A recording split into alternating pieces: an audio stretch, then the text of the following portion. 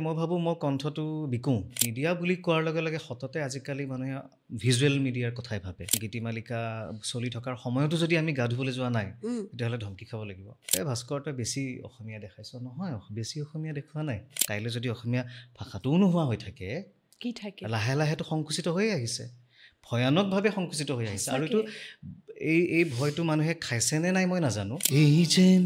প্ৰথম শুনিলোঁ ইমান নিজা। কি মোৰ এনেকুৱা ৰেকৰ্ডো আছে, একদম হৈ উঠিছেই আৰু মিউজিক। মাত্ৰ আমি ভইচ ডাব কৰিব লাগে, মিক্স কৰিব লাগে, ৰিলিজ কৰিব লাগে গানটো। তাতো মই গান ডিছমিছ কৰি দিছোঁ প্ৰজেক্টটো। কি আমি সৰুৰে পৰা ভাইৰেল মানে জ্বৰ বুলিহে জানিছিলোঁ। মিছা মিছা সকলো মিছা, মিছাই চিনাকি। স্ক্ৰিপ্টখনত যদি কিবা কাৰণত ভুল কথা এটা আছে, মই কিয় শুধৰাম? মইতো ভইচ অভাৰ আৰ্টিষ্টহে। শেষ পোহৰকণ ৰৈছিলগৈ আকাশত, শেষ পোহৰকণ ৰৈছিলগৈ আকাশত, আৰতি আৰু ঘণ্টাধ্বনি বাগৰিছিল সন্ধিয়াটোৰ বতাহত।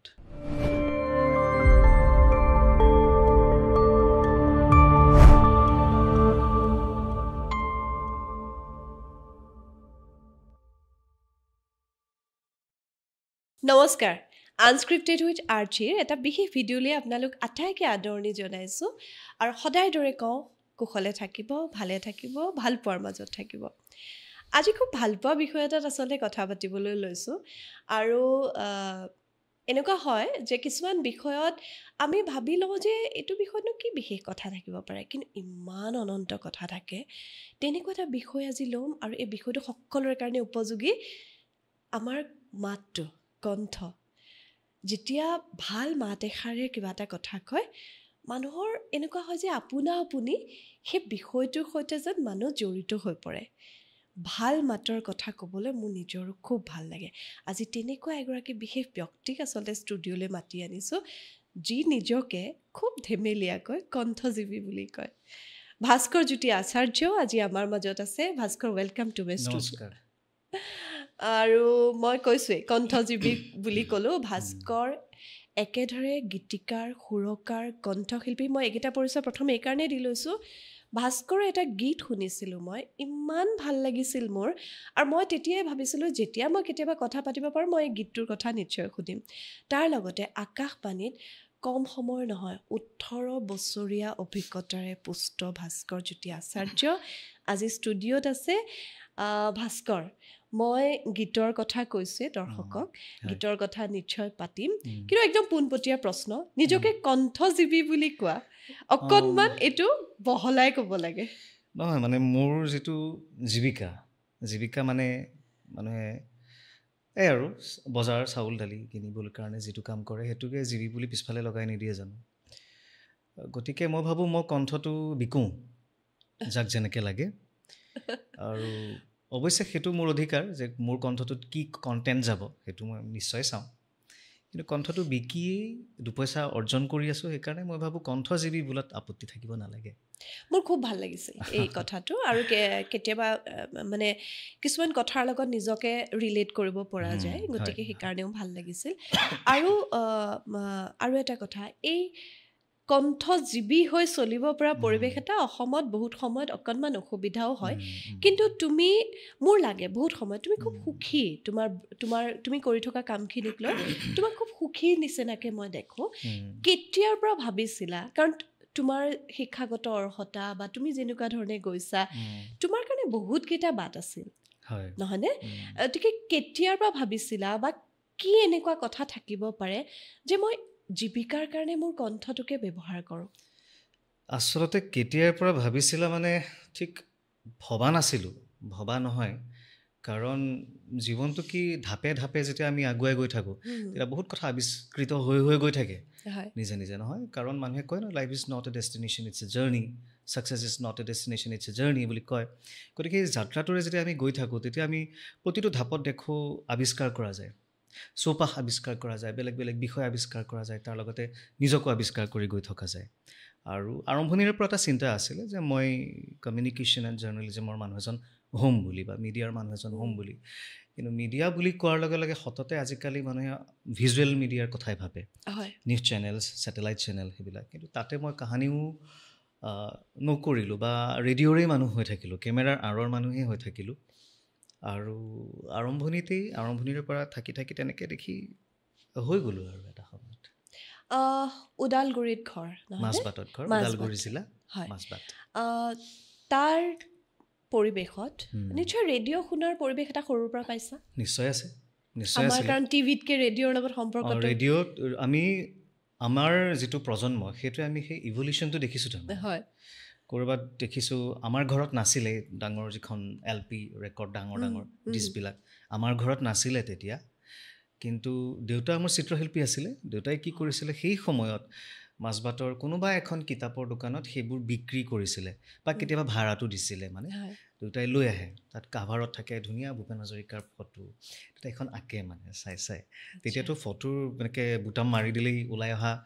ঢেৰ ফটোৰ চেম্পল তেনেকুৱা ব্যৱস্থা নাছিলে, ইণ্টাৰনেটৰ কথাটো আৰু তেতিয়া ভবাও নাছিলে মানুহে তেনেকুৱা। তাৰপাছত ৰেডিঅ'ই আছিলে আৰু সৰুৰে পৰা একেই বন্দনাৰ পৰা আৰম্ভ হয়। গীতিমালিকা চলি থকাৰ সময়তো যদি আমি গা ধুবলৈ যোৱা নাই তেতিয়াহ'লে ধমকি খাব লাগিব, স্কুল নাপামগৈ। আৰু যদি কেনেবাকৈ চিত্ৰগীত অনুষ্ঠান ইমানতে অন্ত পৰিল বুলি কৈ দিলে আৰু ঘৰৰ পৰা তেতিয়ালৈকে ওলোৱাই নাই আমি, তেতিয়াহ'লে স্কুল গৈ পাতে দেৰি হ'ব, প্ৰাৰ্থনা আৰু আমাৰ দেউতাৰ এটা অভ্যাস দেখিছিলোঁ, দেউতা কেতিয়াও সন্ধ্যা বাহিৰত নাছিলে। দেউতা শিক্ষক আছিল, স্কুলৰ পৰা আহি ঘৰুৱা কাম কাজ নিজা দেউতা লিখা মেলাৰ লগতো দেউতাৰ অভ্যাস আছিল, সেইবিলাক কৰিছিলে। আৰু 6:45 সন্ধিয়াৰ আঞ্চলিক বাতৰিটো 6:45 দেউতা য'তেই নাথাকক কিয় ঘূৰি আহি মুখ হাত ধুই চাহকাপ খাই আঞ্চলিক বাতৰি ঘৰত শুনে। তাই আৰু সেইটোৰেই অনুমান কৰিব পাৰি দেউতাই ঘৰ কিমান সময়ত চাপিছিল তাৰমানে। তেনেকেই ৰেডিঅ', তাৰপাছত দূৰদৰ্শন আহিল আৰু এইবিলাক ঢেৰ কথা আচলতে। তুমি যিটো পৰিৱেশৰ কথা ক'লা, একেটা পৰিৱেশ আমি পাই আহিছোঁ আৰু আমি একে সময়ৰে আচলতে। গতিকে মই খুব পৰিৱেশটো অনুমান কৰিব পাৰিছোঁ, আমাৰ ঘৰুৱা পৰিৱেশবোৰ তেনেকুৱা হয়। আৰু কোনোবাখিনিত সেই ৰেডিঅ'ই দিয়া পৰিৱেশ এটা পোৱাৰ কাৰণেই নেকি কিছুমান বিষয়ত আমাৰ ৰেডিঅ'টোৰ সৈতে সম্পৰ্কটো আজিৰ তাৰিখতো, মানে এতিয়া মোবাইলতো ৰেডিঅ' শুনিব পাৰি, তথাপি সেই ৰেডিঅ'ৰ শুনাৰ যিটো মজা হয়। আৰু মই মাজত আপোনাক ৰখাই পেলাই ক'ব খুজিছোঁ, তাৰমানে কি হয় আপুনি ক'লে ন আমি প্ৰায় একেটা প্ৰজন্ম, উই আৰ মিলেনিয়েলছ ন। আৰু আমাৰ কাৰণে আমি অসমীয়া ভাষাটো য'ত প্ৰত্যক্ষ কৰিছিলোঁ, মা দেউতাৰ মুখত শুনো, গাঁৱলীয়া ভাষাটো শুনো, খুৰা খুৰীহঁতে যেনেকৈ কয় সেয়া শুনো, মামা মামীহঁতে বেলেগে কয় সেয়া শুনো। আৰু আমাৰ কাৰণে আছিলে বাতৰি কাগজ, আলোচনী ঘৰত সদায় ৰাখিছিলে। আৰু যিটো ভাষাৰ ধ্বনিগত উপস্থাপন সেইটো আমি শুনিছিলোঁ আকাশবাণীৰ পৰা একেবাৰে। গতিকে সেইটো শুনি আমি অভ্যস্ত হ'লোঁ। আৰু অভ্যস্ত হোৱাৰ কাৰণেই আমাৰ প্ৰজন্মটোৰ অলপমান কিছুমান খেলি মেলিৰ সৈতে মোকাবিলা কৰিবলৈ আমাৰ অসুবিধা হয়। সেইকাৰণে কোনোবাই যদি কয় ভাস্কৰ তই বেছি অসমীয়া দেখাইছ, নহয় বেছি অসমীয়া দেখুওৱা নাই। গতিকে কোনোবাই তেনেকৈ কৈ পেলাব খোজে দেই, নহয় ই বেছি অসমীয়া জানে, ইয়াক সুধচোন, তেনেকুৱা কথা নহয়। গতিকে আমি আচলতে আমি যি ধৰণৰ পৰিৱেশত লালিত পালিত হ'লোঁ, সেই পৰিৱেশটোত আকাশবাণী আছিলে অনবৰত, আমি সদায় শুনিছিলোঁ। গতিকে ভাষাটো কি ধৰণৰ হ'ব লাগে ব্যৱহাৰিক দিশত, সেইখিনি আমি আকাশবাণীৰ পৰা সৰুৰে পৰাই শিকিছোঁ। সেইকাৰণে আজিকালি মিডিয়াৰ ইমান ভিৰ হৈছে, তাৰ মাজত যেতিয়া দেখোঁ যে ভাষাটোৰ এনেকুৱা অৱস্থা কিয় হৈছে, আমিতো সৰুতে এনেকুৱা পোৱা নাছিলোঁ। যদি আমি সৰুতে তেনেকুৱা এটা পৰিৱেশ পাই ডাঙৰ হৈছোঁ, আমাৰ পাছৰ প্ৰজন্মক আমি তেনেকুৱা এটা পৰিৱেশ দিয়াটো উচিত নহয় জানো? একেবাৰে। গতিকে সেই চিন্তাবিলাকে ক'ৰবাত দিগদাৰ কৰে মাজে মাজে। আৰু তাৰ ফলতে ক'ভিডৰ সময়ত ভাস্কৰৰ এটা ভিডিঅ' খুব বেছিকৈ মানুহে চাইছিলে, আলু কাটি থকাৰ এটা ভিডিঅ', য'ত এটা নাম মানৱ, মোৰ যদি ভুল হোৱা নাই, মানৱ নামটোক লৈ পেলাই তুমি আৰম্ভ কৰিছিলা, কেনেকুৱা ধৰণে উচ্চাৰণ কৰে। এই ধৰণৰ যিবিলাক, মোৰ নামটো এতিয়া অৰ্চনা, বহুতে আৰ্চনা হৈ যায়, অটো সহজেই আছিলে নহয় জানো? যে তেনেকুৱা ধৰণৰ পৰিৱেশ তুমি নিজৰ নামটোক লৈ কৈছিলা, কেনেকৈ বঙালীত কেনেকৈ হ'ব লাগে, হিন্দীত কেনেকৈ ক'ব, অসমীয়াত কেনেকৈ ক'ব। হয়, বহুতে কয় বহুত বেছি কৰা হয়, আমাৰ ক্ষেত্ৰতো তেনেকুৱা কথা আহে, কিন্তু কিছুমান বেছিকৈ কৰিও দেখোন ভাল লাগে, নিজৰ ভাষাটোৰ কথা, আইৰ মুখৰ ভাষাটোৰ কথা, নহয় জানো? এতিয়া চাব হা, মানে আমি যে কওঁ এই অসমীয়া জাতিটো এই বুলি যে কৈ থাকোঁ, আপুনি চাব অসমীয়া জাতি ক'তনো আচলতে, কোনখিনি? যিমানবিলাক ক্ষুদ্ৰ ক্ষুদ্ৰ জাতি জনগোষ্ঠী আছে, সকলোৱে ৰাজনৈতিকভাৱে সচেতন হৈছে, স্বনিয়ন্ত্ৰণৰ অধিকাৰৰ কথা কৈছে, আৰু সেইবিলাক কৰিবলৈ যাওঁতে আমি দেখিছোঁ যেন অসমীয়া নাই। তেওঁ মিচিং, তেওঁ গাৰো, তেওঁ বড়ো, তেওঁ ডিমাচা, তেওঁ কাৰ্বি, হেৰিখিনি ক'ত, অসমীয়াখিনি ক'ত তেতিয়াহ'লে? গতিকে অসমীয়া হৈছে এটা সমভাষিক গোষ্ঠী। তেওঁ কৈছে, সকলোৱে কৈছে, এইটো এটা লিংগুৱা ফ্ৰাংকা, সংযোগী ভাষা, আৰু সেই অসমীয়া ভাষাটোৰ জৰিয়তেহে আমি নিজক অসমীয়া জাতি বুলি কৈ আছোঁ। কাইলৈ যদি অসমীয়া ভাষাটোও নোহোৱা হৈ থাকে, কি থাকে, লাহে লাহেতো সংকুচিত হৈ আহিছে, ভয়ানকভাৱে সংকুচিত হৈ আহিছে। আৰু এইটো এই ভয়টো মানুহে খাইছেনে নাই মই নাজানো, কিন্তু ভয়ানক সংকোচন এটা হৈছে। কিছুমান ঠাইলৈ গ'লে ভাস্কৰ, তুমিও তোমালোকৰ কিছুমান ঠাইত চাবা যে অসমীয়া একেবাৰে ক'বলৈ এৰি দিছে, তেওঁলোকে নিজৰ ভাষাতে, মানে গতিকে অসমীয়া জাতি নহয়, অসমীয়া এটা ভাষিক গোষ্ঠী মাত্ৰ বুলি মই ভাবোঁ আজিকালি। হয়, ঠিকেই কৈছা তুমি, ঠিকেই কৈছা। এই কথাবোৰ বহুত ভাবিব লগা আছে, আৰু ভাস্কৰহঁতে ভাবি আছে। আজি যে আনস্ক্ৰিপ্টেড উইথ আৰ্চিত মই ভাস্কৰৰ সৈতে কথা পাতিবলৈ লৈছোঁ, ইয়াৰ আঁৰত আচলতে এনেকুৱা ধৰণৰ কথাবিলাকেই আছে, আৰু ভাস্কৰে কেৱল কোৱাৰেই নহয়, ভাস্কৰে কিছুমান উদ্যোগ লৈছে, কিছুমান পদক্ষেপ লৈছে, সেইবিলাকৰ বিষয়ে আলোচনা কৰিম। কিন্তু ভাস্কৰ, মই প্ৰথমেই ক'লোঁ কণ্ঠশিল্পী। কিছুদিনৰ আগে আমাৰ কাব্যৰসী নীলমণি ফুকন, তেখেতৰ শ্ৰদ্ধাঞ্জলি অনুষ্ঠান হৈ গৈছে, আৰু তেখেতক হেৰুওৱা আমাৰ 2 বছৰ হৈছে। আৰু তুমি তেখেতৰ কাৰণে এটা অতি সুন্দৰ সৃষ্টি উপহাৰ দিলা, তেখেতৰ এটি কবিতাক গীতৰ ৰূপ দিলা, খুব সুন্দৰ। আৰু মই তোমাক আজিও কৈছোঁ, তেখেতে শুনা হ'লে খুব ভাল পালেহেঁতেন। ইমান নিজান, অকণমান ইমান নিজান শুনিবলৈ ভাল পাম। ঠিক আছে, অকণমান যদি প্ৰিয় দৰ্শক, ভাস্কৰে নীলমণি ফুকনদেৱৰ এটি কবিতা গীতৰ ৰূপ দিছে, আৰু গোটেই সামগ্ৰিক পৰিকল্পনাটো ইমান সুন্দৰকৈ কৰিছে। অকণমান গীতটো শুনো। নীলমণি ফুকন ছাৰৰ বেলেগ বেলেগ কবিতাও কেতিয়াবা সুৰ কৰি চোৱাৰ প্ৰয়াস কৰা হৈছিলে। কেতিয়াও তেওঁক মই ব্যক্তিগতভাৱে লগ কৰিবলৈ যোৱা নাছিলোঁ, কিন্তু তথাপি থাকে নহয় দূৰে দূৰে, কাৰণ তেওঁৰ সৈতে মোৰ সম্পৰ্কটো কবি আৰু পাঠকৰে সম্পৰ্ক। ছপা আখৰৰ জৰিয়তে তেওঁৰ সৈতে মোৰ যিটো সম্পৰ্ক হৈছিল সেইটোৱে। তথাপি গান গোৱা মানুহ হিচাপে সুৰ কৰি চোৱা যায়,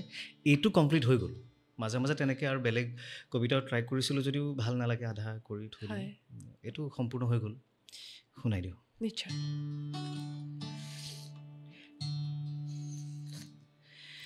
এই যেন প্ৰথম শুনিলোঁ ইমান নিজান, এই যেন প্ৰথম শুনিলোঁ ইমান নিজান, কোৰে নাৱৰীয়া তই, কোৰে নাৱৰীয়া তই, কোৰে নাৱৰীয়া তই, থৰ হ'ল মন মোৰ, থৰ হ'ল মন মোৰ, বনজুয়ে আধা পোৰা থেৰ জোপাতত, থৰ হ'ল মন মোৰ, বনজুয়ে আধা পোৰা থেৰ জোপাতত,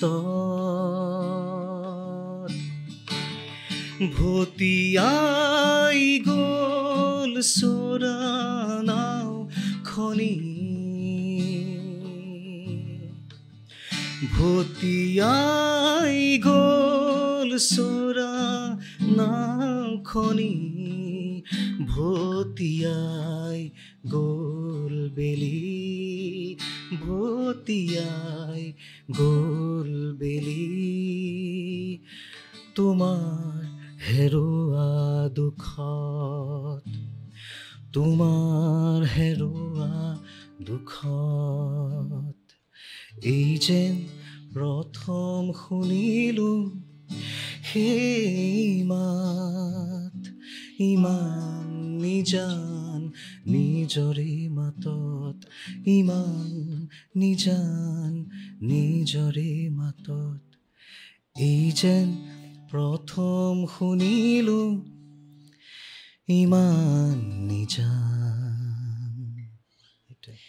খুব ভাল লাগিল ভাস্কৰ থেংক ইউ Thank বহুত you. ধন্যবাদ আৰু প্ৰিয় দৰ্শক আপোনালোকে এই গীতটো যদি শুনা নাই ইউটিউবত আছে আপোনালোকে শুনিব কবিতা এটা ইমান সহজ নহয় নীলমণি ফুকন দেৱৰ কবিতা বুলি কোৱাৰ লগে লগে পাঠকৰ যিটো আৱেগ যিটো সম্পৰ্ক এইটো বহুত গভীৰ গতিকে তেনেকুৱা এটা কবিতাক ভাস্কৰে সম্পূৰ্ণ ন্যায্যতা দিছে ইমান সুন্দৰ এটি গীত কৰিলা তুমি বহুত আৰু ধন্যবাদ গানটো আচলতে মই মৃদুল দাৰ কথা ক'বই লাগিব মৃদুল নাথ যিয়ে সংগীত সজ্জা কৰিছিলে তেওঁ মানে এজন সংগীতকাৰ হিচাপে মিউজিক এৰেঞ্জাৰ হিচাপে যথাৰ্থভাৱে কৰিছে কামখিনি সঁচাকৈ এটা টোটেল পেকেজ বুলি ক'ব পাৰি আচলতে গীতটো খুব খুব ভাল লাগিল আৰু মই কৈছোঁ বৰদেউতাই শুনা হ'লে খুব ভাল পালেহেঁতেন আৰু অমিতাভ ফুকন তেখেতেও খুব ছাপোৰ্ট কৰিলে সেইটো খুব এটা ভাল লগা কথা হয় আৰু তুমিও সন্তুষ্ট গোটেই কামটোক লৈ কাৰণ কি হয় এই যে সপোন এটা একজেক্টলি সেইটো তোমাৰ কথাতে মোৰ লাগিছে গীতৰ মাজলৈ গীতৰ কথা আহিল যিহেতু গীতৰ মাজলৈ যাওঁ ইমানবোৰৰ মাজত মোৰ লাগে গীতৰ লগতো তোমাৰ সম্পৰ্কটো বহুত আত্মিক হৃদয়ৰ পৰা নহ'লে তুমি যেন মানে কোনেও নোৱাৰে কিন্তু তথাপি তোমাৰ যিটো ইনভলভমেণ্ট তোমাৰ যিটো সম্পৰ্ক সেইটো এই যে অলপতে ফেচবুকতে পঢ়িলোঁ বহুত বছৰ পৰি আছে গীত এটা হৈও থাকে নাই হ'ব আৰু লাহে ধীৰে সময় লৈ সম্পূৰ্ণ মনোযোগেৰে কিবা এটা কৰি উঠা তুমি গীতৰ সৈতে সম্পৰ্কৰ এই যিটো ঘনিষ্ঠতা এই যিটো আত্মীয়তা কেতিয়া এই তাৰ আগতে মই এটা বস্তু অকণমান স্পষ্ট কৰি দিওঁ ক্লেৰিফিকেশ্যন আপুনি যে ক'লে মানে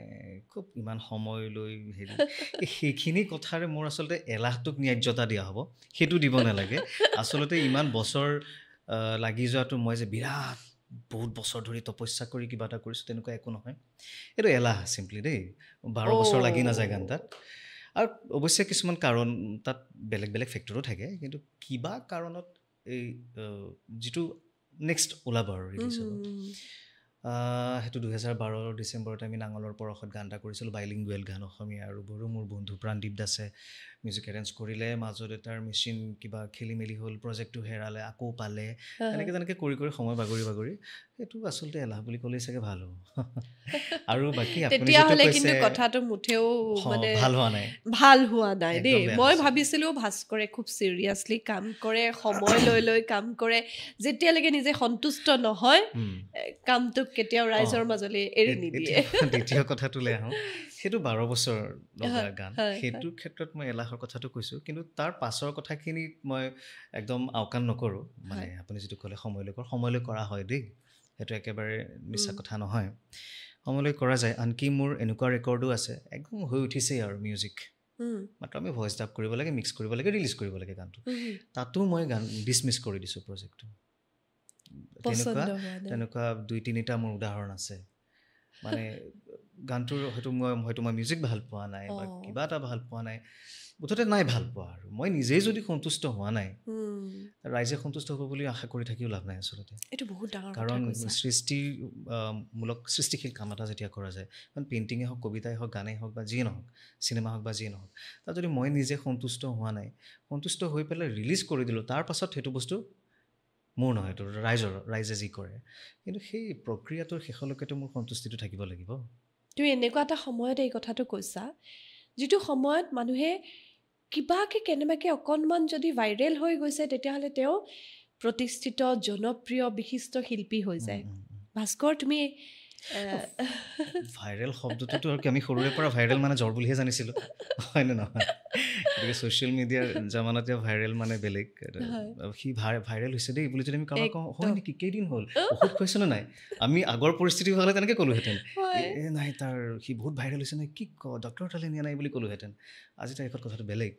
গতিকে কামবিলাক আচলতে মানুহে কি আৰু অলপ ভাল কামৰ প্ৰতি হেৰি কৰিলে ভাল, নহ'লে আজিকালি ছ'চিয়েল মিডিয়াৰ জামানা যিহকে তিহকে গুচি যায়। আৰু এই সেইটো উঠাই দিলে এই এনেকে নামি গ'ল, এনেকুৱা কথাবিলাকেই হৈ থাকে সেইটোতো নহয় হ'বই। আৰু মানে কি সময়ে বিচাৰ কৰে আচলতে, এইবিলাকৰ হয় বিচাৰটো সময়ৰ হাতত। সময়ত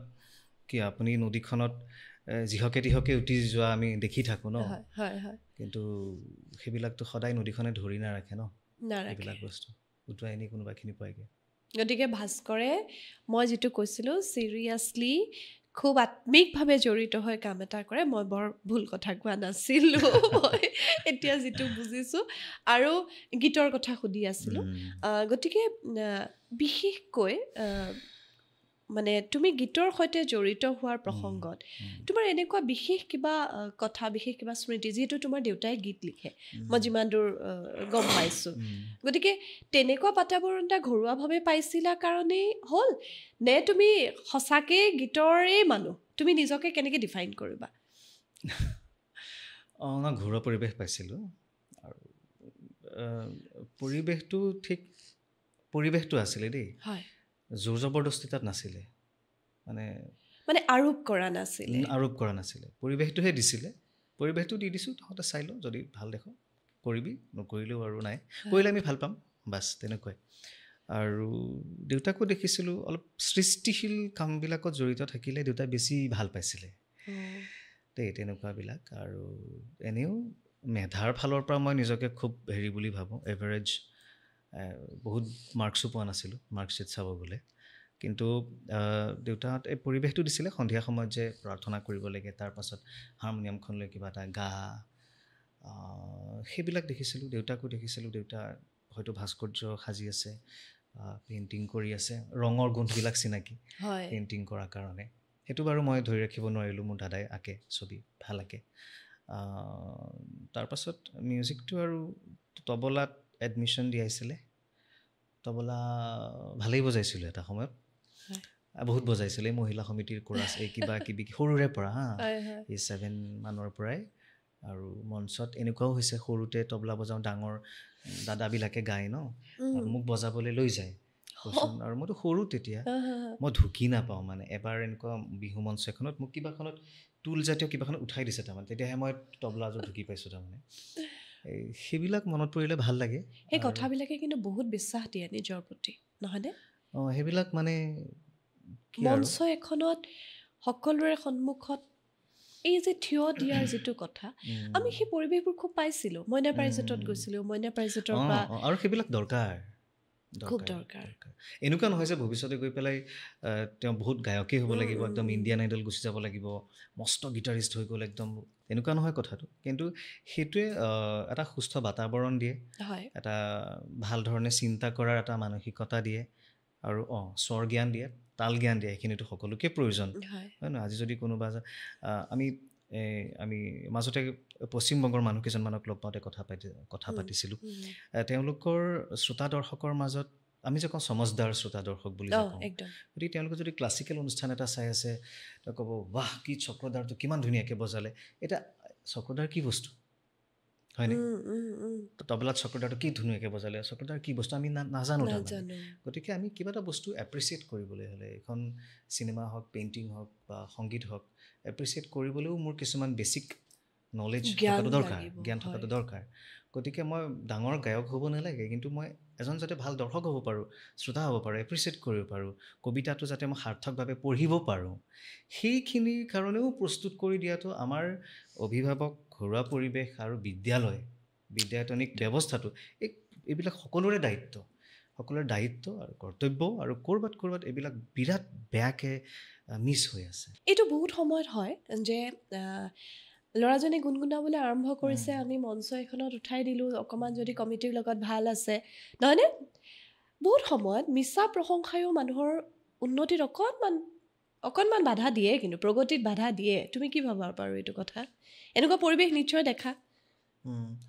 নহয়, সেইখিনিতো এটা এৱাৰনেছৰ দৰকাৰ, কেনেকুৱা দৰকাৰ। গতিকে সেই মিছা প্ৰশংসা নহয়, সঁচা প্ৰশংসাই হ'ল যেনিবা, সেইটো মানে নহয়, কেতিয়াবা কি হয়, ছাপ'জ তুমি এজন ডাঙৰ মানুহ, ডাঙৰ মানে তথাকথিত ডাঙৰ মানুহ দেই, তোমাৰ লগত মই ভাল হৈ থকাটো খুব জৰুৰী। বহুত সময়ত বহুত গানত দেখোঁ দেই ভিডিঅ'ত যে প্ৰডিউচাৰৰ ছোৱালীজনীয়ে মই সকলোকে সন্মান ৰাখিও কথাটো কৈছোঁ দেই এই তেখেতৰ ছোৱালীজনীকে অকণমান লৈ লওঁ এনেকুৱা দেখা যায় মানে গতিকে সেই তেনেকুৱা পৰিৱেশবিলাকেৰে কিন্তু মোৰ কেতিয়াবা লাগে মানে ক'ৰবাত যেন এটা অশুভ পৰম্পৰা এইটো মই সেই অৰ্থত কৈছিলোঁ আচলতে মিছা প্ৰশংসাটো গতিকে কোনটো প্ৰশংসা মিছা সেইটো জানিবও লাগিব নহয় গমো পাব লাগিব গতিকে সেইখিনি যদি গম পোৱা নাই তেতিয়াহ'লে সেইটো তেওঁৰ ক'ৰবাত এটা মাইনাছ পইণ্ট বুজিব লাগিব সেইটো সঁচা প্ৰশংসা নে মিছা প্ৰশংসা আৰু সঁচা প্ৰশংসাই হ'ল যেনিবা সেইটোত আৰু উঠি ভাঙিবলৈ নহ'ব হয়নে নহয় গতিকে সেইখিনিতো মানুহ এজনৰ সেইখিনি জ্ঞান থকাটো দৰকাৰ হয়নে নহয় যদি সেইখিনিতে তেওঁ সেই সামান্য প্ৰাথমিক স্তৰতেই যদি সঁচাই হওক বা মিছাই হওক প্ৰশংসাত উঠি ভাঙি গ'ল তেতিয়াহ'লে তেওঁ আগুৱাব কেনেকৈ হয় গতিকে আৰম্ভণিতেই আচলতে সেই কথাবিলাকেৰে নিজৰ মনটোক প্ৰস্তুত কৰাটো দৰকাৰ মানসিকতাটো গঢ়ি লোৱা দৰকাৰ বাকী স্কিলবিলাক হৈ থাকিব আজি 10 ঘণ্টা সময় দিছোঁ গীটাৰখনত গীটাৰ বজাব পৰা হ'ম সময় দিয়া নাই নহ'ম কিন্তু মেণ্টেলিটিটো সেইটো প্ৰাথমিক কথা হয় এইটো বিষয়ত পাতি থাকিলে বহুত কথা ওলাব আৰু কোনেও দায় দোষ নধৰিব আমি কাকো সমালোচনা কৰা নাই কথাবোৰ ওলাই গৈ আছে আৰু যিহেতু আনস্ক্ৰিপ্টেড আমাৰ তেনেকুৱা কোনো পৰিকল্পনা নাথাকে যে এইকেইটা প্ৰশ্নই পাতিম কথা ওলাইছে কাৰণে ওলাইছে কিন্তু ভাস্কৰ গীতৰ ক্ষেত্ৰত শেহতীয়া পৰিকল্পনা তোমাৰ অকণি আকাশ শুনিলোঁ আৰু গীত শুনিবলৈ ৰৈ আছোঁ যোৱা বছৰ জানুৱাৰীত ইমান নিজান যিটো নীলমণি ফুকন ছাৰৰ কবিতা আছিলে সেইটো আমি ৰিলিজ কৰিলোঁ ফেব্ৰুৱাৰীত অকণি আকাশ ৰিলিজ কৰিলোঁ খুব মৰম লগা প্ৰেমৰ গীত এটা অকণি আকাশ চাব দৰ্শকসকলে ইউটিউবত অকণি আকাশ বুলি ক'লে যদি ওলাই নাহে অকণি আকাশ বাই ভাস্কৰ বুলি মোৰ নামটো টাইপ কৰিলে ওলাই আহিব পাৰ্পল ক্লাউডছ উইথ ভাস্কৰ বুলি ইউটিউব চেনেলটোত সেইটো আমি লিংকটো আমাৰ এই ভিডিঅ'টোৰ লগত ভাস্কৰ ইউটিউব চেনেলৰ লিংকটো আমি দি দিছোঁ আপোনালোকে দেখিলে ডেছক্ৰিপশ্যনত গ'লেই হ'ল নিশ্চয় আৰু তেতিয়া প্লেন কৰিছিলোঁ যে প্ৰতি মাহত এটাকৈ গান ৰিলিজ কৰিম বুলি কিন্তু যিটো আচলতে কিবা কিবি কাৰণত হৈ নুঠে ন আৰু সেই অকণমান আগত কৈছিলা এলেহুৱা নহয় সেইটো বেলেগ বেলেগ উপাদান থাকে ধৰি লওক আপোনাৰ ঘৰুৱা স্বাস্থ্যজনিত কিবা কিবি কথা আহি যায় ন কেতিয়াবা তথাপি জুনত জোৰ মলয়া বুলি গানটো ৰিলিজ কৰিলোঁ জোৰ মলয়া এইটো খুব এটা শীতলতা থকা গান বতাহৰ দিনত শুনিলেও আপোনাৰ ভাল লাগিব উৎকট গৰমত শুনিলেও অকণমান ঠাণ্ডা ফিল হ'ব চাগে আপোনাৰ শুনিলে আৰু তাৰ পাছতে আমি ডিচেম্বৰত ধান কাটি থকা সময়ত আমি নাঙলৰ পৰশত গানটো মুক্তি দিয়াৰ কথা আছিল যদিও এতিয়া অকণমান মিক্সিং পৰ্যায়ত ক'ৰবাত ৰৈ আছে আৰু মই ভাবিলোঁ ইমান দিন ৰৈ থকাতকৈ আৰু এটা গান শাৰী পাতি আছে যিটো দিগন্ত দাই মিক্সিং কৰিলে দিগন্ত বৰদলৈ আৰু সংগীত সজাইছে মৃন্ময় শৰ্মা মৃন্ময়ে বৰ্তমান সুনিধি চৌহানৰ লগত কীবৰ্ড বজাই আছে দেশ বিদেশ ঘূৰি আছে মৃন্ময়ে গানটোৰ মিউজিকো বহু বছৰ আগতে কপি থৈছে কিবা বছৰ হ'ল সেইটো ভাবিছোঁ ৰিলিজ কৰি দিওঁ বুলি এতিয়া আমি কোনটো শুনিম মিছা নাঙলৰ পৰশতটো অকণমান আছুতীয়াকৈ থৈছোঁ এতিয়া মিছাটো অকণমান এতিয়া মিছা বহুত কিবা কিবি মিছাৰ মাজত ঘূৰি থাকোঁ গতিকে এতিয়া ভাস্কৰে আমাক মিছা শুনাব আৰু গানটোৰ মানে এই গানটো লিখোঁতে মোক তেতিয়া আকৌ মানে মই বেলেগৰ কাৰণে গান লিখোঁ আগতে বেলেগৰ কাৰণে গান লিখোঁ কিন্তু নিজৰ কাৰণে গান লিখিব ল'লে মোৰ ভাৱ হয় মোৰ নিজৰ গানটো ভালকৈ মই নিলিখিম নেকি এটা ভুল ধাৰণা এটা আছিলে আগতে তেতিয়া মোৰ বান্ধৱী স্বপ্নালী তেওঁ বৰ্তমান বিহালী কলেজ নেকি কলেজখন পাহৰিলোঁ ডক্টৰ স্বপ্নালী শইকীয়া তেওঁ লিখিছিলে একেলগে গানটো আৰু এই গানটো কেনেকুৱা মই অকণমান কৈ দিব খুজিছোঁ 2008 চনত তেতিয়া জটিয়াত এটা ৰুমত আমি ভাড়া থাকোঁ আৰু দুজনমান ল'ৰা মোৰ তেতিয়া গীটাৰখন আছে আমাৰ কাষৰ এটা ৰুমত আমাৰ ছিনিয়ৰ দাদাবিলাকে সন্ধিয়া বহে আৰু সন্ধিয়া বহে তাৰে কেইজনমান দাদা তাৰমানে 1-1.5 ঘণ্টাৰ পিছত মাতবিলাক বেলেগ হৈ যায় তাৰপাছতে তাৰে এজন দাদা আমাৰ ৰুমলৈ সোমাই আহিল 1.5-2 ঘণ্টামান যোৱাৰ পাছত মই গীটাৰখন লৈ আছিলোঁ তাৰপিছতে মোৰ তাত শিবুদাক সুধিলোঁ শিবুদা কি চলি আছে তাত শিবুদাই তাৰে পৰিস্থিতিটো মই কৰ্ড এটা ধৰি আছিলোঁ সেই পৰিস্থিতিটো বুজাই দিলে নিচা নিচা মদৰ নিচা বুলি গাই দিলে আৰু শিবুদাও গান গোৱা মানুহ আছিলে তাৰপৰা ভাল লাগিল ভাল লাগিছে দেখোন সি অকল সেইখিনি এৰি দিলে তাৰপিছত সেইটোকে সূত্ৰ ধৰি পেলাই গানটো মই কৰি পেলালোঁ পাছত সেইটোৱে শুনাই দিওঁ নিশ্চয় তুমি ইমান ধুনীয়াকৈ গোটেই কথাখিনি কৈছা চকুৰ আগত মানে পৰিৱেশটো আহি গৈছে শুনিবই লাগিব এইটো গান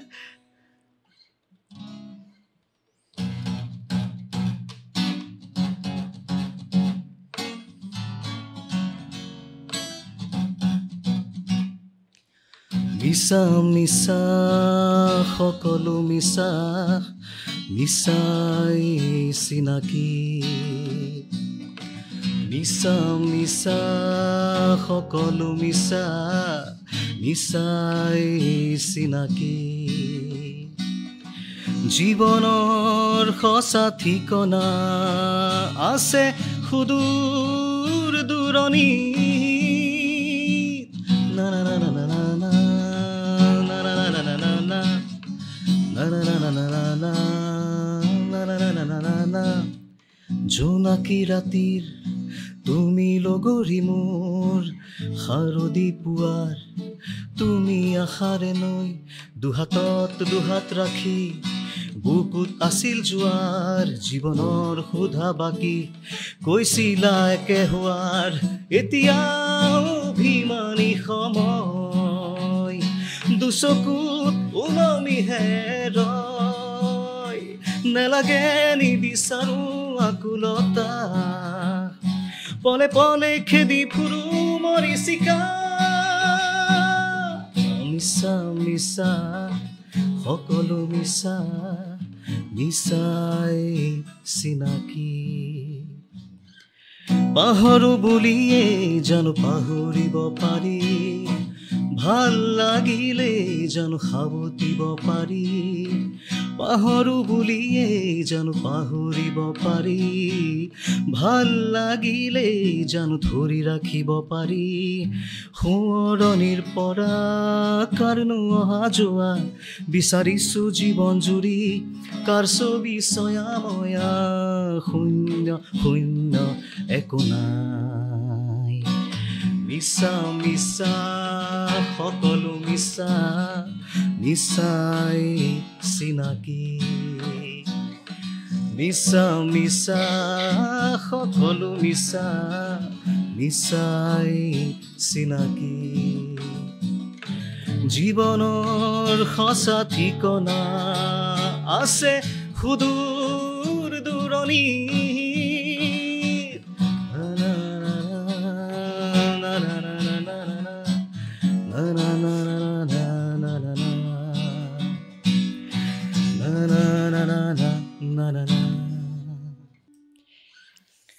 ৱাণ্ডাৰফুল খুব ভাল লাগিল এইটো ভাস্কৰৰ ষ্টাইলৰ পৰা একদম সুকীয়া ধৰণৰ এটা গীত এতিয়ালৈকে যিমানকেইটা শুনিছিলোঁ মই এইটো বেলেগ কিন্তু সঁচাকৈ ভাল লাগিল মোৰ আৰু নাজানো চকুৰ আগত অকণমান মানে ভিজুৱেলাইজ কৰিব পাৰিছোঁ ভাল লাগিল গীতৰ কথা আৰু বহুত পাতিবলৈ থাকিব ডেফিনেটলি আৰু মই দেখিছোঁ তুমি নতুনকো যথেষ্ট উৎসাহিত কৰা তোমাৰ ওচৰত শিকিবলৈ অহা সকলোকো তুমি যথেষ্ট উৎসাহিত কৰা আৰু সেইটো এটা খুব ভাল লগা কথা আচলতে মানুহৰ শিকাৰুসকলৰ প্ৰতি তোমাৰ এই মুহূৰ্তত কি ক'বলগীয়া থাকিব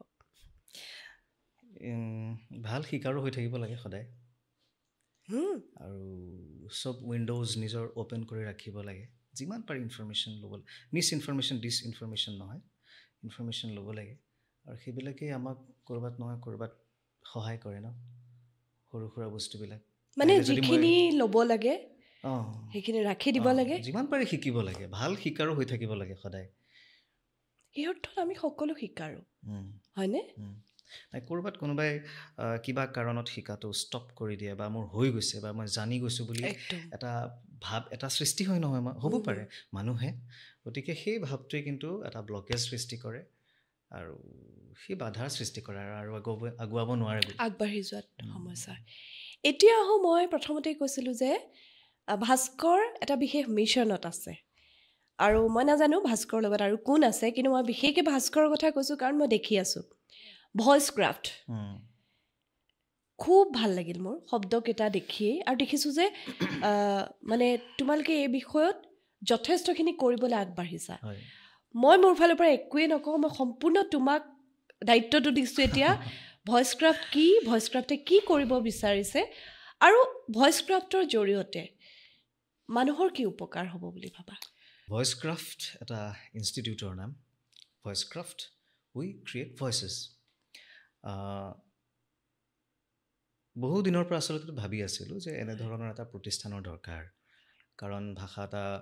ভইচ ক্ৰাফ্টত কি হ'ব এক্সেক্টলি কৈ আছোঁ সেইটোকে কৈ আছোঁ মই কাৰণ আমি ভাষা এটা শিকোঁ ভাষা এটা কেনেকৈ লিখিব লাগে পঢ়িব লাগে সেইবিলাক আমি শিকোঁ এতিয়া ধৰক বিষ্ণু শব্দটো এতিয়া বদ হ্ৰস্বইকাৰে বি প্ৰথম হচন্ত দন্ত্যনত হ্ৰস্বকাৰ বিষ্ণু তেনেকৈ লিখিলেও আমি বিষ্ণু বুলি উচ্চাৰণ কৰিম কিন্তু সেইটোতো শুদ্ধ বানান নহয় হয় জানো নহয় গতিকে তাত আমি ভুল ধৰোঁ এই তই নাজানো নেকি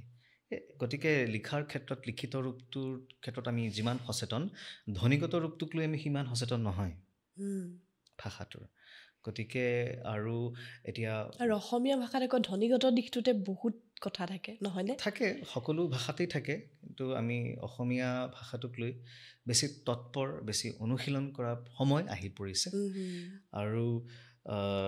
ভইচৰ ফিল্ডখন আপুনি কণ্ঠ সেৱাৰ এটা কণ্ঠজীৱী বুলি আৰম্ভণিতে কৈছিলোঁ সেই বৃত্তিটোত বহুত ভাগ থাকে নহয় আপোনাৰ নিউজ ৰিডাৰ হওক বা RJ হওক ৰেডিঅ'ৰ এনাউন্সাৰ হওক স্পৰ্টছ কমেণ্ট্ৰি কৰা হয় live anchoring voice over artist আপোনাৰ ভইচ এক্টিং হয়নে বহুত তেনেকুৱা কাম থাকে আবৃত্তি অভিনয় এইবিলাক থাকে আৰু আমাৰ কৰ্চটোৱে এই ভইচ ক্ৰাফ্টৰ এই 3মহীয়া কৰ্চটোৱে এই গোটেইবিলাক কামৰ কাৰণে সাজু কৰি তুলিব পাৰে মানে কণ্ঠক লৈ তোমালোকে এটা ইনষ্টিটিউট আৰম্ভ কৰিছা হয় সেইটোৱে কণ্ঠৰ গোটেইকেইটা দিশ সামৰি এইটোতো বহুত ধুনীয়া কাম হৈছে তাৰমানে এই কণ্ঠৰ যিখন ক্ষেত্ৰ হয় কণ্ঠ সেৱাৰ যিখন ক্ষেত্ৰ তাৰ প্ৰতিটো কামৰ কাৰণে সাজু কৰি তুলিব পৰাকৈ এই কাৰিকুলামটো ডিজাইন কৰা হৈছে আৰু অকল অসমীয়াই নহয় অসমীয়াৰ উপৰিও বাংলা বড়ো হিন্দী উৰ্দু ইংলিছ এই ভাষাকেইটাৰ উচ্চাৰণৰ শৈলীবিলাক উচ্চাৰণৰ ধৰণবিলাকো তেওঁলোকক শিকোৱা হ'ব আৰু তাৰ বাবে অভিজ্ঞ লোক আমাৰ সৈতে আছে আমাৰ যিখন পেনেল অফ ফেকাল্টি বা এডভাইজাৰ্ছ তেওঁলোকৰ ৰখা হৈছে আনকি মুম্বাই বিবিধ ভাৰতীৰ অভিজ্ঞ লোকসকল বা আন্তঃৰাষ্ট্ৰীয় পৰ্যায়ৰ যিবিলাক ক্ৰিকেট খেল হয় তাতে কমেণ্ট্ৰি কৰা মানুহ আমাৰ এই পেনেলত আছে গতিকে শিকাৰুসকলে খুব অভিজ্ঞ আৰু ভাল মানুহৰ পৰাই শিকিব পাৰিব বুলি আমি দি ক'ব পাৰোঁ আৰু এইটো এটা 3মহীয়া পাঠ্যক্ৰম সপ্তাহত 2 দিনকৈ ক্লাছ হ'ব আৰু কিমান সময়ৰ হয় ক্লাছ আপোনাৰ এদিনত 2টাকৈ যদি ক্লাছ ধৰা হয় তেতিয়াহ'লে আপোনাৰ 2 ঘণ্টা 3 ঘণ্টা হ'ব এদিনত সপ্তাহত 2 দিন আৰু তাৰ অন্তত তেওঁলোকক চাৰ্টিফিকেট প্ৰদান কৰা হ'ব আৰু আমি ভাবোঁ ইয়াৰ জৰিয়তে এটা খুব পদ্ধতিগত এটা প্ৰণালীবদ্ধ এটা কাঠামো এটা তৈয়াৰ হ'ব কাৰণ আমাৰ বহুতে ভাবে তেওঁ মাছ কম কৰিছে নহয় হ'ব এইটো দি দিয়ক বছ মাছ কমিউনিকেশ্যনটো বেলেগ এটা বস্তু হয় কমিউনিকেশ্যন এণ্ড জাৰ্ণালিজমৰ কমিউনিকেশ্যনৰ ভিতৰতে হৈছে কণ্ঠৰে তুমি কেনেকৈ কমিউনিকেট কৰিবা সেইবিলাক কথা আছে এটা বৃহৎ পৰিসৰৰ বস্তু কিন্তু তাৰ মাজতে কণ্ঠটোক কেনেকৈ সাজু কৰি তুলিব পৰা যায় এটা বিভিন্নজনে কয় সিদিনা এজনে মোক ফোন কৰিছে মানে মোৰ অকণমান বেয়াও লাগিছে তেওঁ কৈছে নহয় মোৰ মানে কণ্ঠ মানে ভইচটো বহুত পাতল লগৰবিলাকে কয় মানে তোৰ ছোৱালীৰ নিচিনা মাত বুলি কয় কি কৰিম ছাৰ তেনেকৈ কয় মোক কৈছোঁ এইটোতো ভগৱানে দিয়া বস্তু কাৰোবাৰ ল' ফ্ৰিকুৱেঞ্চি বেছি আছে কাৰোবাৰ হাই ফ্ৰিকুৱেঞ্চি বেছি আছে মাতটোত নহয় জানো এইটোতো ভগৱানে দিয়া বস্তু কিন্তু সেইটোক আমি কেনেকৈ কৰ্ষণ কৰিব পাৰোঁ কেনেকৈ প্ৰেজেণ্টেবল কৰিব পাৰোঁ এতিয়া আপুনি চাব সোনু নিগমৰ কণ্ঠটো বেলেগ তেওঁ কথা ক'লেও বেলেগ মানে ভালেই শুনি হয় নহয় কিন্তু কৈলাশ খেৰৰ মাতটো গান গালে ইমান ভাল লাগে কিন্তু যেতিয়া তেওঁ কথা কৈ থাকে আমি ভাবিম যে এযোৰ গায়কৰ কণ্ঠ হয় জানো ফটা দেখোন মাতটো কিন্তু কিমান সুন্দৰ গায় সেইটোও তেওঁ ভগৱানেই দিয়া কণ্ঠ সোনু নিগমৰ কণ্ঠটো ভগৱানেই দিয়া কণ্ঠ কৈলাশ খেৰৰ কণ্ঠটো ভগৱানেই দিয়া কণ্ঠ জগজিৎ সিঙৰ কণ্ঠটো ভগৱানেই দিয়া কণ্ঠ সেই নিজৰ কণ্ঠটোক জানি বুজি লৈ তেওঁলোকে প্ৰেজেণ্ট কৰিছে অনুশীলন কৰিছে নিজক এটা বেলেগ উচ্চতালৈ তেওঁলোকে নিজকে লৈ গৈছে গতিকে আমি সেইটো এক্সপেক্ট কৰিলেও নহ'ব যে জগজিৎ সিঙে আমি একদম হাই পিটছৰ ৰক গান এটা গাই দিব বুলি আমি আশা ৰাখিব নোৱাৰোঁ তেওঁ নিজৰ এটা শৈলী তৈয়াৰ কৰিছে গতিকে সেই ভগৱানে দিয়া কণ্ঠটোক লৈ আমি কেনেকৈ আগুৱাই নিব পাৰোঁ নিজকে আগুৱাই নিব পাৰোঁ বা আমি কেনেকৈ সহায় কৰিব পাৰোঁ ভইচ ক্ৰাফ্টে তাৰ বাবে আমি সাজু আৰু কোনোবাই যদি ভাবে এই কণ্ঠ সেৱাৰ ক্ষেত্ৰখনত কাম কৰিম বুলি কোনোবাই যদি ভাবি আছে তেতিয়াহ'লে তেওঁলোকে আমাৰ সৈতে যোগাযোগ কৰিব পাৰে আৰু এই পাঠ্যক্ৰম 3মহীয়া পাঠ্যক্ৰমটোৰ কাৰণে আমি বয়সৰ কোনো ঊৰ্ধ্বসীমা নাই কিন্তু নিম্ন সীমা এটা ৰখা হৈছে অষ্টম মানত যদি তেওঁ পঢ়ি আছে তেতিয়াহ'লে ইয়াত নামভৰ্তি কৰিব পাৰিব তাতকৈ সৰুৰ কাৰণে আমি পাছত কাৰিকুলাম ডিজাইন কৰিব লাগিব কিন্তু সম্প্ৰতি এই পাঠ্যক্ৰমটোৰ কাৰণে তেওঁ অন্ততঃ অষ্টম মানত পঢ়ি থকা হ'ব লাগিব মানে কিয়নো বহুত মাতটোৰ টেকনিকেল মাতটোৰ পৰিৱৰ্তনটো সেইটো এটা কথা কিন্তু তাৰ উম, লগতে কিছুমান টেকনিকেল কথা তেওঁলোকক শিকোৱা উম, হ'ব হয় কাৰণ অকল মইতো ভইচ আৰ্টিষ্টহে মইতো অকল মাইক্ৰফোনত কি ক'ব লাগে সেয়াহে ক'ম সেইটো নহয় কিন্তু তাৰ সৈতে জড়িত আনুষংগিক কথা মাইক্ৰফোনটোক জনাৰ পৰা হয় ছফ্টৱেৰটোক জনাৰ পৰা তুমি নিজে লিখিবও জানিব লাগিব তোমাক এখন স্ক্ৰিপ্ট দিয়া হৈছে স্ক্ৰিপ্টখনত যদি কিবা কাৰণত ভুল কথা এটা আছে মই কিয় শুধৰাম মইতো ভইচ অভাৰ আৰ্টিষ্টহে মই শুধৰাব এইটো নোৱাৰোঁ বিড়ম্বনা সেইটো বহুত সেইটো সময়ত হয় দেই গতিকে তেওঁ নিজেও জানিব লাগিব উম, যে সেইটো কি ভুল আছে বা কি শুদ্ধ আছে গতিকে সকলো পিনৰ পৰা তেওঁক সাজু কৰি তোলাটো আমাৰ পাঠ্যক্ৰমটোৰ উদ্দেশ্য সেই সকলো পিনৰ পৰা সাজু কৰিবলৈ যাওঁতে কিছুমান টেকনিকেল ছেশ্যনছ থাকিব যিবিলাক হয়তো অষ্টম মানতকৈ কম শ্ৰেণীৰ ল'ৰা ছোৱালী শিকিবলৈ বা বুজিবলৈ অকণমান টান পাব উম, হুম, সেইকাৰণে আমি ন্যূনতম অষ্টম মানত পঢ়ি থকা ধৰিছোঁ আৰু তাতকৈ ঊৰ্ধ্বসীমা কোনো নাই আৰু ইয়াত যে অকল এই ক্ষেত্ৰখনত কাম কৰিবলৈ ইচ্ছুকসকলেহে আহিব তেনেকুৱা নহয় কোনোবা এগৰাকী শিক্ষক বা শিক্ষয়িত্ৰীও আহিব পাৰে এই পাঠ্যক্ৰমটো গ্ৰহণ কৰাৰ পাছত তেওঁৰ হয়তো দৃষ্টিভংগীবিলাক কিছুমান সলনি হ'ব উম, আৰু তেওঁ শ্ৰেণীকোঠাত ছাত্ৰ ছাত্ৰীক আগতকৈ বেলেগ ধৰণে তেওঁ হয়তো শিকাব পাৰিব নিজৰ কণ্ঠটোক আৰু সাৰ্থক ধৰণে ব্যৱহাৰ কৰি তেওঁ এজন হয়তো ভাল শিক্ষক হৈ যাব এই ছাৰে পঢ়ালে দেখোন ভাল লাগে এই মেমে ইমান ধুনীয়াকৈ কয় সেই কথাবিলাক আহি পৰিব কাৰণ যিহেতু আমি কণ্ঠৰেই কাম কৰোঁ চিকিৎসক এজনে হয় কণ্ঠৰ কাম কৰে এজন ছেইলছমেনে কণ্ঠেৰে কাম কৰে হয়নে নহয় অকল এই বৃত্তিকেইটাই নহয় নিউজ ৰিডাৰ আৰ জে হেন তেন এইখিনিয়ে নহয় আচলতে প্ৰত্যেকজন মানুহেই কণ্ঠেৰে কাম কৰি থাকিবলগীয়া হয় গতিকে তেওঁ কৰি থকা কামটোতেই এইটো এটা ভেলু এডিশ্যন হ'ব বুজিছোঁ ঠিকনাটো ভইচ ক্ৰাফ্টৰ ঠিকনাটো বৰ্তমান ৰিহাবাৰীৰ বিলপাৰ বুলি কয় তাতে আমাৰ অফিচিয়েল ঠিকনাটি ৰখা হৈছে কিন্তু আমি ভাবিছোঁ যে শ্ৰেণীৰ কাৰণে হয় শ্ৰেণীকোঠাৰ কাৰণে আমি ৰাজগড়তো এটা লোকেশ্যন চাই থোৱা আছে হুম, হুম। আৰু বৰ্তমান আমাৰ নামভৰ্তি চলি আছে গতিকে তেওঁলোকৰ সৈতেও কথা বতৰা পাতি যিটো লোকেশ্যন সুবিধা হয় সেইটোতে আমি শ্ৰেণী আৰম্ভ কৰিম কিন্তু আমাৰ কাৰ্যালয়ৰ ঠিকনাটো ৰিহাবাৰী আৰু এইখিনিতে কোৰ্চ ফিজ বা এনেকুৱাখিনি আচ্ছা এইখিনি অকণমান কথাও কৈ দিওঁ 3 মহীয়া 3 months certificate course in voice art এইটোৰ ফিজ হৈছে 10,000 টকা হুম, হুম। কিন্তু আমি এটা আৰ্লি বাৰ্ড ৰেজিষ্ট্ৰেশ্যন চলি আছে এতিয়াও এইটো 31 জানুৱাৰীলৈকে থাকিব যিসকলে আগতীয়াকৈ ৰেজিষ্ট্ৰেশ্যন কৰি থয় তেওঁলোকে এইটো 30% ডিছকাউণ্ট 30% ডিছকাউণ্ট তেওঁলোকে লাভ কৰিব মানে মই 7,000 কাৰবালে পঠিয়াইছোঁ হয় এইখন 7,000 তেওঁলোকে পাঠ্যক্ৰমটো ল'ব পাৰিব আৰু ৰেজিষ্ট্ৰেশ্যনটো কৰিলে অকল 199 টকা দি তেওঁলোকে ৰেজিষ্ট্ৰেশ্যন কৰিব পাৰে আৰু আমি ভাবিছোঁ আমাক অকণমান সময় লাগিব কিয়নো বিভিন্নজনৰ সৈতে আমি ফোনত কথা পাতোঁতে তেওঁলোকে কৈছে যে আচ্ছা মিউজিক শিকাব নেকি তেনেকৈ গতিকে ধাৰণাটো এতিয়াও ক'ৰবাত খোল খাবলৈ বাকী আছে আমাকো সময় লাগিব আৰু তথাপি আমাৰ যিটো ফাৰ্ষ্ট বেটছ সেইটো প্ৰায় তৈয়াৰ হৈ উঠিছেই আৰু তেওঁলোকক লৈ আমি আৰম্ভ কৰি দিওঁ বুলি ভাবিছোঁ কিন্তু এইখিনিতে আমাৰ এটা কিন্তু আছে কিন্তুটো হ'ল এনেকুৱা প্ৰথমতে আমি কেৱল অফলাইন কৰাৰ কথা ভাবিছিলোঁ এটা ধুনীয়া ক্লাছৰুম সন্মুখত ছাত্ৰ ছাত্ৰী আছে আৰু জানে মই নিজে মই যদিও মাষ্টৰৰ পুতেক গতিকে মই ফুল টাইম শিক্ষক নহয় যদিও মই বিভিন্ন ঠাইত শিক্ষকতা কৰিব লগা হয় অৰ্থাৎ মোৰ বৃত্তিত নহ'লেও প্ৰবৃত্তিটোত মোৰ শিক্ষক এজন সোমাই আছে গতিকে মই সেই অফলাইন শ্ৰেণীটো ভাল পাওঁ সন্মুখত যেতিয়া ল'ৰা ছোৱালী থাকে আই কণ্টেক্ট হয় বুজা যায় তথাপি দেখিলোঁ যে দূৰণিবতীয়া মানে গুৱাহাটীৰ পৰা দূৰণিবতীয়া উজনিৰ বা নামনিৰ বিভিন্ন দূৰণিবতীয়া ঠাইৰ মানুহেও আগ্ৰহ প্ৰকাশ কৰাত আমি অকণমান কাৰিকুলামটোত হাত ফুৰাই আমি হাইব্ৰিড মোডলৈ আনিলোঁ মানে অনলাইন অফলাইন দুয়োটাই হ'ব আৰু অনলাইন কৰি থকাসকলৰ কাৰণে কিন্তু বাধ্যতামূলকভাৱে 2-3টা শ্ৰেণী অফলাইন এটেণ্ড কৰাটো ৰখা হৈছে 2-এটা কাৰণ কিছুমান হাতে কামে কৰিব লগা ছেশ্যন তেওঁলোকক অনলাইনত শিকোৱাটো পচিবল নহয় হয়নে নাই আৰু এতিয়া সেইখিনি কৰোঁতে আমি দেখিলোঁ যে অফলাইনৰ ছাত্ৰ ছাত্ৰীৰ সংখ্যা কম গতিকে অনলাইনত বেছি হৈছে বা এতিয়া অফলাইনত কোন হ'ব পাৰে গুৱাহাটী অঞ্চলৰ বৃহত্তৰ গুৱাহাটীৰ যদি হয় গতিকে আমি আশা কৰিছোঁ খুব কম দিনৰ ভিতৰত যদি বৃহত্তৰ গুৱাহাটীৰ আৰু কিছু ছাত্ৰ ছাত্ৰী গোট খায় তেতিয়াহ'লে আমাৰো ভাল লাগিব আচলতে অফলাইনত শ্ৰেণীসমূহ লৈ গতিকে সেইখিনিক লৈ আমি অলপমান তৎপৰ হৈছোঁ আৰু আশাবাদীও হৈ আছোঁ যাতে অফলাইনত বেছি সংখ্যক ছাত্ৰ ছাত্ৰী যাতে আহে আৰু মই ব্যক্তিগতভাৱে অফলাইন ভাল পাওঁ ভাল লাগে মানে তাৰ মানে সেইটো নহয় যে অনলাইনত যিসকলে কৰিব তেওঁলোক হিন দেৰি হ'ব নেকি নহয় কাৰণ একে সময়তে অফলাইনত কৰি থকাৰ একে সময়তে সন্মুখত আমাৰ কেমেৰা থাকিব আৰু একে সময়তে অনলাইনতো তেওঁলোকে এটেণ্ড কৰিব পাৰিব হয় এতিয়া আৰু এটা অকণমান জানিব বিচাৰিছোঁ তুমি কৈছাই যে বিভিন্ন ক্ষেত্ৰৰ মানে এইখন ক্ষেত্ৰৰ বিশেষজ্ঞ ব্যক্তিসকল থাকিব অকণমান দুই এটা নাম আমি জানিব পাৰোঁ নেকি আমি ইয়াতে বেলেগ বেলেগ ব্ৰডকাষ্টিঙৰ মানুহ ইয়াতে আছে ইয়াতে পাব্লিক ব্ৰডকাষ্টাৰ হিচাপে আকাশবাণীৰ অভিজ্ঞ লোক আছে আমি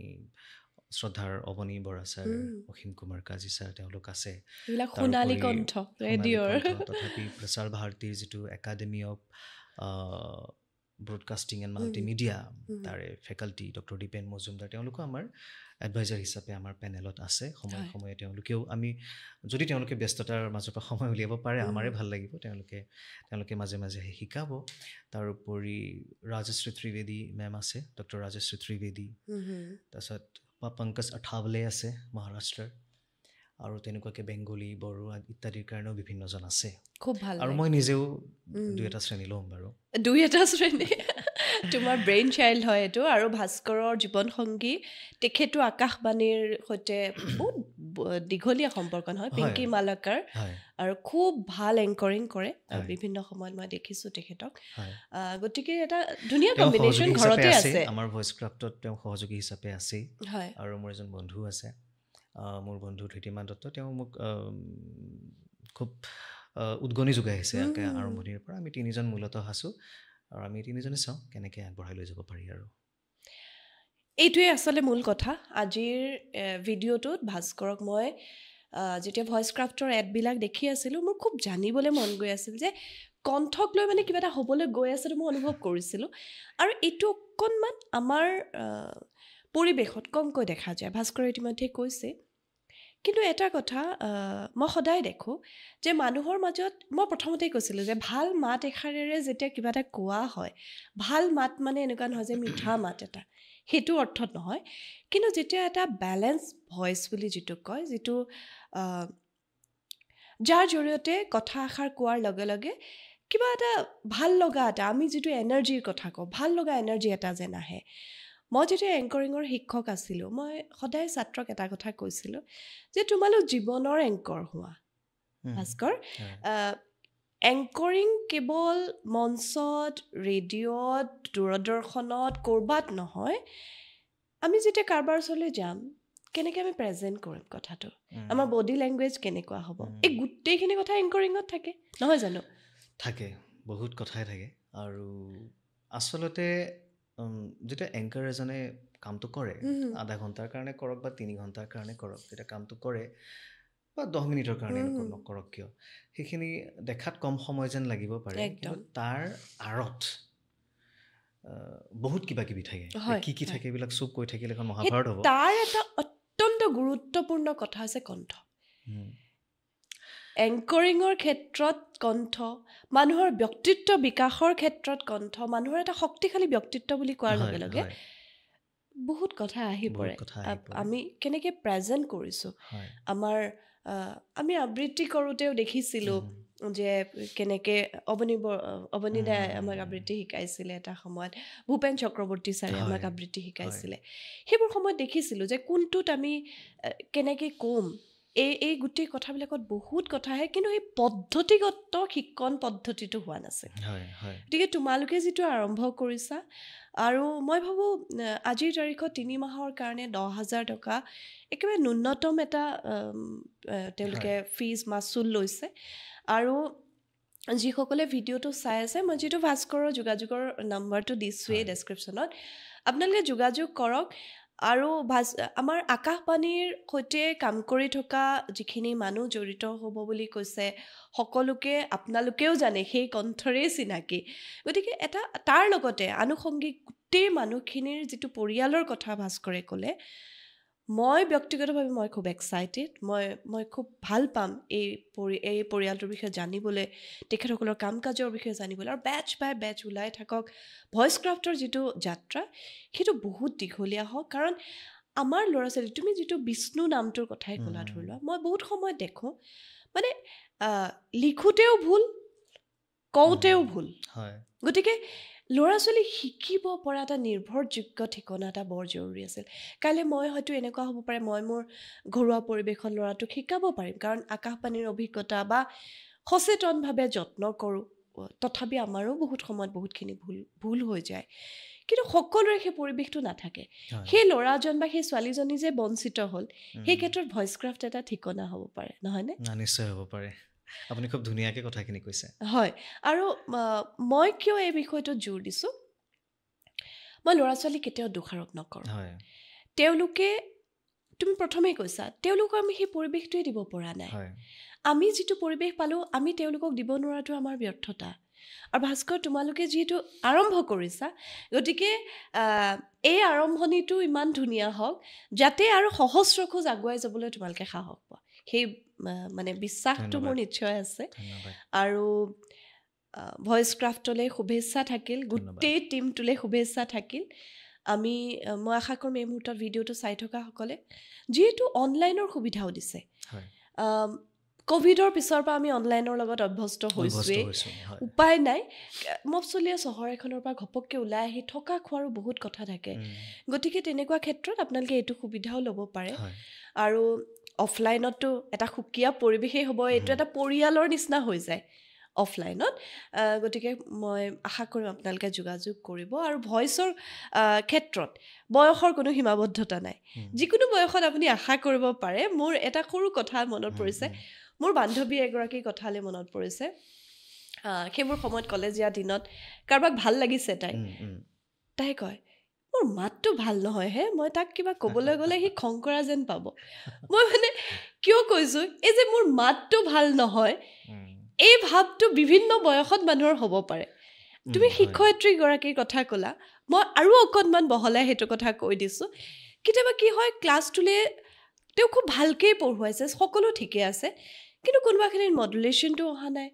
কোনোবাখিনি তেওঁ হয়তো খুব ফ্লেট হৈছে কথাখিনি পঢ়ুৱাই যোৱাৰ মানে জাষ্ট পঢ়ি যোৱাৰ নিচিনা হৈছে তেতিয়া যেতিয়া খুব ভালকৈ শিকি পেলাই তেওঁ ক্লাছৰুমলৈ যাব খুব স্বাভাৱিক কথা ছাত্ৰ ছাত্ৰীয়ে আৰু বেছি মনোযোগী হ'ব তেখেতৰ শ্ৰেণীত একদম প্ৰেক্টিকেল কথা এইটো গতিকে এগৰাকী শিক্ষয়িত্ৰী এগৰাকী চিকিৎসক এগৰাকী বেংকাৰ আমি বহুত সময়ত কওঁ ইমান খঙত কথা কয় নহয়নে গতিকে এই সকলো মানুহৰ কাৰণে ভইচ ক্ৰাফ্ট এটা খুব ধুনীয়া ঠিকনা হ'ব বুলি আশা কৰিছোঁ আৰু ভইচ ক্ৰাফ্টলৈ আপোনালোকৰো আশীৰ্বাদ শুভকামনা নিশ্চয় লাগিব একদম নিশ্চয় বিচাৰিছোঁ ৰাইজৰ সহযোগিতা লাগিবই আৰু এইখিনিতে এটা কথা কৈ থওঁ কাৰণ কণ্ঠটোক প্ৰস্তুত কৰি তোলাৰ লগতে তেওঁক মন আৰু মগজুৰে প্ৰস্তুত কৰি তোলাও আচলতে আমাৰ উদ্দেশ্য কাৰণ প্ৰত্যুৎপন্নতা এটা গুণ এজন এংকাৰৰ আৰু লগতে তেওঁৰ খুব অধ্যয়ন থাকিব লাগিব লগতে তেওঁ খুব সংবেদনশীলো হ'ব লাগিব অসংবেদনশীলতা তেওঁ কেনেকৈ পৰিহাৰ কৰিব তেওঁ যিমানেই নিজৰ মাজত সংবেদনশীলতা জাগ্ৰত হ'ব সিমানে তেওঁ আনৰ প্ৰতি য'ত হ'ব আমি দেখা পাওঁ মোৰ কথাষাৰে কাৰোবাৰ মই এংকাৰিং কৰি আছোঁ মই আনস্ক্ৰিপ্টেড মই যিকোনো কথা কৈ আছোঁ বহুত কথা কৈ আছোঁ মোৰ হাতত মাইকটো আছে কিন্তু সেইবিলাক কথাৰ মাজত কোনোবা এজনে এই মোৰ সন্মুখত থকা 1000জনৰ মাজৰ বা 10জনৰ মাজৰ কাৰোবাৰ গাত কিবা আঘাত লাগিব পাৰে নেকি মই কৈ থকা কথাখিনিৰ মাজত সেইখিনি পৰ্যায়লৈকে মানুহজনক সংবেদনশীল কৰি তোলাত সহায় কৰাটো সেইটোও আমাৰ এটা ভইচ ক্ৰাফ্টৰ এটা উদ্দেশ্য আৰু কণ্ঠই নহয় কণ্ঠৰ আঁৰৰ মানুহজনক হয় এম্পেথ আমি আচলতে আমি প্ৰত্যেকে একজন এম্পেথ হোৱাটো খুব জৰুৰী ভাস্কৰে সেইটোৱে ক'বলৈ বিচাৰিছে গতিকে ভইচ ক্ৰাফ্টে সেইখিনি কথাটো যিহেতু মনোযোগ দিব মোৰ ব্যক্তিগতভাৱে খুব ভাল লাগিছে ভাস্কৰ আৰু বহুত শুভেচ্ছা থাকিল আমি বহুত সময় কথা পাতিছোঁ আৰু বহুত কথা ওলাই থাকিব শেষত মোৰ এটা কবিতা শুনিবলৈ মন গৈছে তোমাৰ কবিতাও হ'ব পাৰে ডিচেম্বৰ খুব ভাল পাইছিলোঁ মই ডিচেম্বৰ কবিতা সাপ্তাহিক জনমভূমিত ওলাইছিল নহয়নে সেইটো হ'ব পাৰে বা তোমাৰ পচন্দৰ যিকোনো এটি কবিতা ঠিক আছে এটা কবিতা মাতি শুনাওঁ নিশ্চয় এইটো মই নিজে লিখা যোৱা বছৰ গৰমৰ দিন আছিল নেকি তেজপুৰৰ গণেশ ঘাটত মই অকলে প্ৰায় 1.5 ঘণ্টামান বহি আছোঁ সন্ধ্যা সময় সেই সময়ৰ যিটো অপাৰ্থিব সৌন্দৰ্য মই পাই থৈছোঁ এফালে মানে যে একদম থাকে আৰু বেলিটো বিশেষৰ পোহৰ সেই পৰিস্থিতিটো ইয়াত মই একো সেই পৰিস্থিতিটোৱে মই লিখিছোঁ আৰু তাকে অকণমান শুনাই দিওঁ নিশ্চয় শেষ পোহৰকণ ৰৈছিলগৈ আকাশত, শেষ পোহৰকণ ৰৈছিলগৈ আকাশত, আৰতি আৰু ঘণ্টাধ্বনি বাগৰিছিল সন্ধিয়াটোৰ বতাহত। চানাচুৰ হাঁহি কিছুমান জুনুকাৰ দৰে উফৰি আছিল ঘাটটোত, কৰোবাৰ চিতাৰত ভূপালী বাজিছিল। প্ৰগলভ মৌনতাত থৰ লগা কপৌৰ দৰে মই সমৰ্পিত হলোঁ সেই সন্ধ্যাত। কাষত ব্ৰহ্মপুত্ৰ দেৱতাৰ খলখল চিটিকনি। মই আছোঁ নে নাই চেতনাত ব্ৰহ্মপুত্ৰ, নামি অহা এন্ধাৰৰ গহীন শবদ। চকুৰ দৰেতো কাণৰ পলক নাথাকে, কি সতেনো নুশুনো তোমাক। এই অনাড়ম্বৰ সন্ধ্যাত মোৰ দিগম্বৰ চেতনা ক্ৰমাৎ জাহ গৈছে, ইমান বিশাল আশ্ৰয়। আত্মনিবেদনৰ সমস্ত চকুলো উপনদী হৈ মেলিছে। এই এন্ধাৰত মই এগছি মাটিৰ চাকি হৈ জ্বলিছোঁ। খুব ধুনীয়া ভাস্কৰ। মানে গণেশ ঘাট বুলি কোৱাৰ লগে লগে সেই যিটো পৰিৱেশ, সেই আকাশখনে কেইবাটাও ৰং লোৱাৰ, ৰঙা, কম ৰঙা, অকণমান গোলাপী, সেই যিটো পৰিৱেশ, মই আটাইতকৈ প্ৰিয় সন্ধিয়া এটা গণেশ ঘাটত কটাই পাইছোঁ। আটাইতকৈ প্ৰিয় এখিনি সময় প্ৰিয় মানুহৰ সৈতে। গতিকে খুব ৰিলেট কৰিব পাৰিছোঁ। খুব ভাল লাগিল ভাস্কৰ। আৰু কি ক'ম, ইতিমধ্যে আপোনালোকে গমেই পাইছে ভাস্কৰে কিমান কি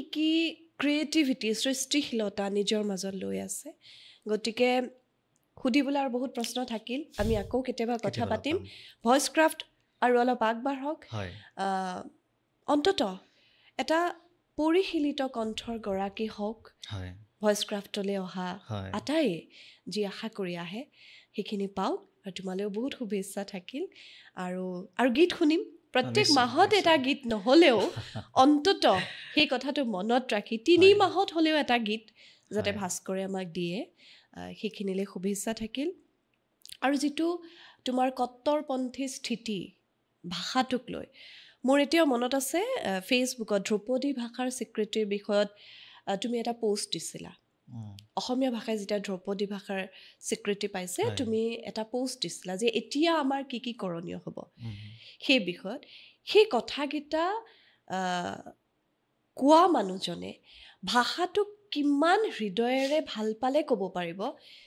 মই সেইদিনা খুব ভালকৈ বুজি পাইছিলোঁ। গতিকে তোমাৰ এই স্থিতিটোক মই সঁচাই সন্মান কৰোঁ। আৰু মই আশা কৰিম তোমাৰ লগত থকা, তোমাৰ কাষত থকা, তোমাক ভাল পোৱা, তোমাক শ্ৰদ্ধা কৰা মানুহখিনিয়ে তোমাৰ এই কথাটোকো একেই সন্মান, একেই শ্ৰদ্ধাৰে লওক। আৰু এনেকৈয়ে আমাৰ ভাষাটোৰ যিটো মহত্ব, যিটো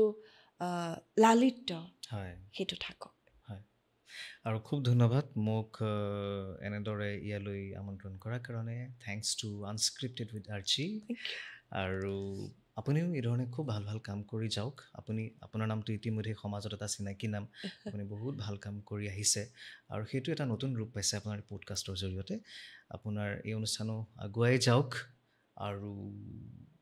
মানুহৰ মাজৰ ইজনে সিজনক যোগাযোগ কৰি দিয়াৰ ক্ষেত্ৰত এইটো এটা অন্যতম মাধ্যম হওক।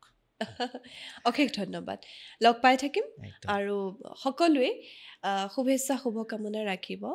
এটা নতুন কাম কৰিবলৈ যাওঁতে বিভিন্ন প্ৰত্যাহ্বান আহে আৰু মই আশা কৰিম সেই প্ৰত্যাহ্বানবিলাকৰ সময়ত আপোনালোকৰ শুভকামনা, আপোনালোকৰ আশীৰ্বাদ আৰু আপোনালোকৰ স্নেহে ভাস্কৰক আৰু ভইচ ক্ৰাফ্ট পৰিয়ালটোক সকলোখিনি অতিক্ৰম কৰি আগবাঢ়ি যাবলৈ যাতে সাহস দিয়ে। আজিৰ আনস্ক্ৰিপ্টেড উইথ আৰ্চি ইমানতে সামৰিছোঁ। সকলো কুশলে থাকক, সকলো ভালে থাকক। পৃথিৱীত এনেকুৱা একো কথা নাই যিটো কথাই আপোনাক ভাঙি পেলাব। আপুনি নিজক সদায় ভালকৈ আৰু ভালকৈ গঢ়িব পৰা মানুহ, সেই বিশ্বাস সদায় নিজকে দিব। Thank U.